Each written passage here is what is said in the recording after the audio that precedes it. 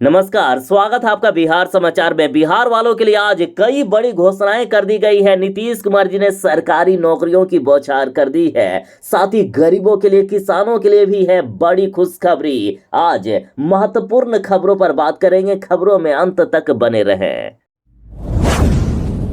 बिहार में शिक्षकों की होगी बम्पर बहाली। शिक्षक बहाली का चौथा चरण इसी महीने शुरू होगा। देखिए, बिहार विधानसभा में शिक्षा मंत्री जी ने बड़ी घोषणा कर दी थी कि मई से ही शुरू होगी चौथे चरण की शिक्षक नियुक्ति प्रक्रिया। साथ ही खबर आ रही है कि मई के तीसरे या चौथे सप्ताह में नोटिफिकेशन निकल जाएगा। इसी महीने शिक्षक बहाली का चौथा चरण शुरू होने वाला है। साथ ही खुद मुख्यमंत्री नीतीश कुमार जी ने कहा है कि राज्य में चौथे चरण की शिक्षकों की बहाली प्रक्रिया मई महीने से शुरू कर दी जाएगी। साथ ही तीसरे चरण में खाली रह गए पदों को भी TRE 4 की नियुक्ति में शामिल कर दिया जाएगा। मुख्यमंत्री नीतीश कुमार जी ने कहा है कि शिक्षकों के लिए है बड़ी खुशखबरी। BPSC के माध्यम से चौथे चरण की शिक्षक नियुक्ति प्रक्रिया इसी महीने यानी मई से ही शुरू हो रही है। तो जो बिहार में सरकारी शिक्षक बनना चाहते हैं, अपनी तैयारी पूरी रखिएगा, सारा डॉक्यूमेंट तैयार रखिएगा। इसी महीने बहाली के लिए नोटिफिकेशन निकलने वाला है।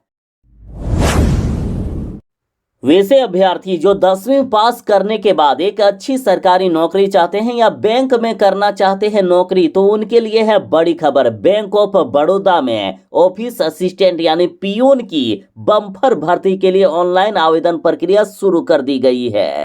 बैंक ऑफ बड़ौदा में ऑफिस असिस्टेंट यानी पियून की टोटल 500 पदों पर बम्पर बहाली की जा रही है और इसके लिए आवेदन प्रक्रिया शुरू हो चुकी है। 3 मई 2025 से ही आवेदन लिया जा रहा है, जो कि 23 मई 2025 तक ऑनलाइन अप्लाई करने का लास्ट डेट रखा गया है। क्वालिफिकेशन की बात तो हमने पहले ही कर ली है। मैट्रिक पास अभ्यर्थी इसके लिए आवेदन कर सकते हैं। एज लिमिट की बात करें तो मिनिमम एज 18 साल और मैक्सिमम एज 26 साल मांगी गई है। अब रही बात कि अप्लाई कैसे करेंगे, तो अप्लाई करने के लिए आपको ऑफिशियल वेबसाइट bankofbaroda.in पर जाना होगा। अब बिहार में कोई भी ऐसा गरीब नहीं रहेगा जिनके पास पक्का मकान ना हो या फिर जमीन नहीं हो। हर एक जरूरतमंद को सरकार मदद करेगी। अब कच्चे मकानों में रहने वालों का होगा नया सर्वे। PM आवास योजना का मिलेगा इनको लाभ। देखिए, मुख्यमंत्री नीतीश कुमार जी की मांग पर जब से प्रधानमंत्री नरेंद्र मोदी जी ने बिहार में 5,20,742 अतिरिक्त आवास की स्वीकृति दी है, तो जितने भी वेटिंग लिस्ट में लोग थे जिनको आवास नहीं मिला था, वो सभी प्रतीक्षा सूची यानी वेटिंग लिस्ट क्लियर हो गई है। उसके बावजूद भी अभी कई आवास बच गए हैं। सरकार का लक्ष्य है कि बिहार में 7 लाख से भी ज्यादा आवास दिया जाए। इसलिए अब फिर से कच्चे मकानों में रहने वालों का नया सर्वे किया जाएगा। जितने भी लोग ऐसे हैं जिनके पास घर नहीं है, जिनके पास जमीन नहीं है, सरकार जमीन खरीदने के लिए 1 लाख रुपया देगी। जमीन मिलने के बाद उनका आवास भी पास करवाया जाएगा। हर एक गरीब को सरकार बिहार विधानसभा चुनाव से पहले पक्का मकान देने वाली है। बिहार की वैसी महिलाएं जो आंगनबाड़ी में नौकरी करना चाहती है, उनके लिए है बड़ी खबर। आंगनबाड़ी में बम्पर बहाली निकल चुकी है। आंगनबाड़ी में महिला सुपरवाइजर की 33 पदों पर बहाली निकाली गई है। देखिए, बिहार में आंगनबाड़ी में समय समय पर अलग अलग जिलों में बहालियां निकाली जाती है और अभी फिलहाल वेस्ट चंपारण यानी पश्चिमी चंपारण जिले में ये बहाली निकाली गई है। वेस्ट चंपारण में आंगनबाड़ी सुपरवाइजर के 33 पदों पर बहाली के लिए ऑनलाइन आवेदन मांगे गए हैं। 21 अप्रैल 2025 से ही आवेदन लिया जा रहा है, जो कि 20 मई 2025 तक आवेदन करने का लास्ट डेट है। वैसे कैंडिडेट जो महिला सुपरवाइजर के लिए ऑनलाइन आवेदन करना चाहते हैं, वे ऑफिशियल वेबसाइट westchamparan.nic.in पर जाकर आवेदन कर सकती है। आंगनबाड़ी सुपरवाइजर के लिए यदि क्वालिफिकेशन की बात करें तो न्यूनतम मैट्रिक पास मांगा गया है। जो अभ्यर्थी मैट्रिक पास हैं, इसके लिए आवेदन कर सकती है। साथ ही बिहार के अन्य जिलों में जल्द ही 18,000 से भी ज्यादा पदों पर आंगनबाड़ी सेविका और सहायिका की बहाली निकलने वाली है। इन बहालियों पर पूरी अपडेट पाने के लिए हमारे चैनल को सब्सक्राइब करके जरूर ही रख लें। जिनके पास लेबर कार्ड है उनके लिए है जरूरी खबर। लेबर कार्ड धारकों को सरकार कई तरह की सुविधाएं दे रही है। देखिए IIT IIM जैसे संस्थानों में यदि इनके बेटे या बेटियों का एडमिशन होता है तो ट्यूशन फीस बिल्कुल फ्री कर दिया जाएगा। तो वहीं बीटेक अथवा समकक्ष कोर्स करने के लिए सरकारी संस्थान में दाखिला होने पर एक मुक्त 20,000 रुपया की राशि मिलती है।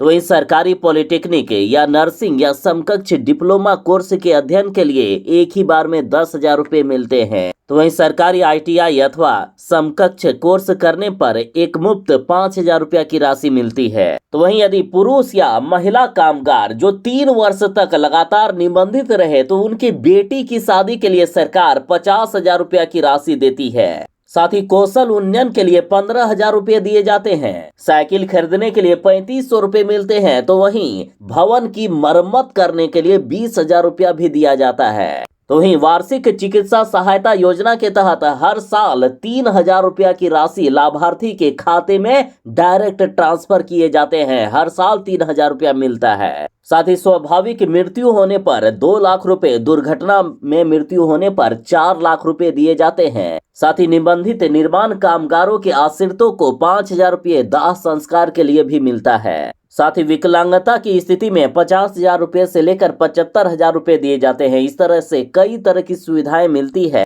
तो बिहार के जो भी मजदूर हैं अपना लेबर कार्ड जरूर ही बनवा लीजिएगा। जो बैंक में सरकारी नौकरी करना चाहते हैं उनके लिए है बड़ी खुशखबरी। यूनियन बैंक में आ गई है बम्पर भर्ती। देखिए यूनियन बैंक नई भर्ती 2025 के लिए ऑनलाइन आवेदन प्रक्रिया शुरू हो चुकी है। ये ऑनलाइन आवेदन 30 अप्रैल 2025 से ही लिया जा रहा है। ऑनलाइन अप्लाई करने का लास्ट डेट 20 मई 2025 तक है। टोटल 500 पदों पर यह बहाली निकाली गई है। देखिए यूनियन बैंक में असिस्टेंट मैनेजर AM क्रेडिट की 250 पदों पर बहाली, तो वहीं असिस्टेंट मैनेजर AM IT की 250 पदों पर बहाली निकाली गई है। तो वैसे अभ्यर्थी जो ग्रेजुएट है, जो बैचलर डिग्री लिए हुए हैं, वे इसके लिए अप्लाई कर सकते हैं। एज लिमिट की बात करें तो मिनिमम एज 22 साल और मैक्सिमम एज 30 साल मांगी गई है। अप्लाई करने के लिए आपको ऑफिशियल वेबसाइट unionbankofindia.co.in पर जाना होगा।